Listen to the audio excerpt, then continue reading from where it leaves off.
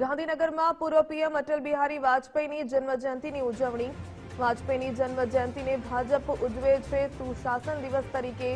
ગાંધીનગર 3 સર્કલનું સુશાસન સર્કલ તરીકે નામકરણ કરાશે। 3 સર્કલ ખાતે અટલ બિહારી વાજપેયીની પ્રતિમા મૂકવામાં આવી।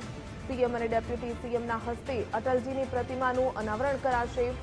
કુલ 1.19 કરોડના ખર્ચે કરાયું છે 3 સર્કલનું નવીનીકરણ। કાંસ્યમાંથી બનાવાઈ છે અટલજીની 12 ફૂટ જેટલી ઊંચી પ્રતિમા।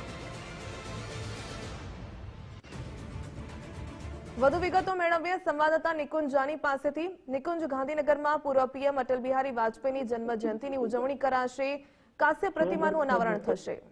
25 ડિસેમ્બર પૂર્વ વડાપ્રધાન અટલ બિહારી વાજપેયીનો જન્મદિવસ છે અને આ દિવસને સુશાસન દિવસ તરીકે તેની ઉજવણી જે છે તે કરવામાં આવે છે।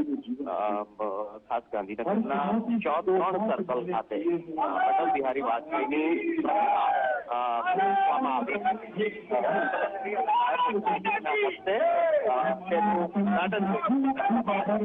મહત્વનું છે કે આ સર્કલને પણ સુશાસન સર્કલ નામ આપવામાં આવ્યું છે।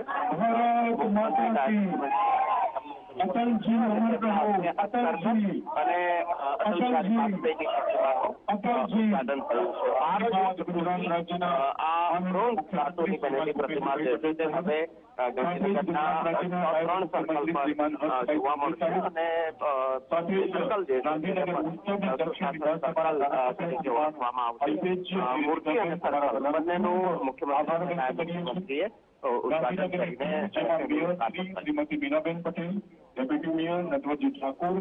જી બિલકુલ નિકુંજ, ધન્યવાદ જોડાવા બદલ।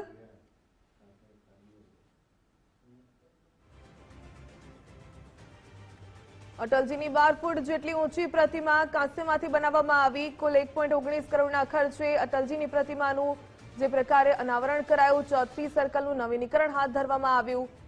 અટલ બિહારી વાજપેયીની પ્રતિમા મૂકવામાં આવી। સુશાસન સર્કલ તરીકે 3 સર્કલ ઓળખાશે। સીએમ અને ડેપ્યુટી સીએમના હસ્તે અટલજીની પ્રતિમાનું અનાવરણ કરાયું।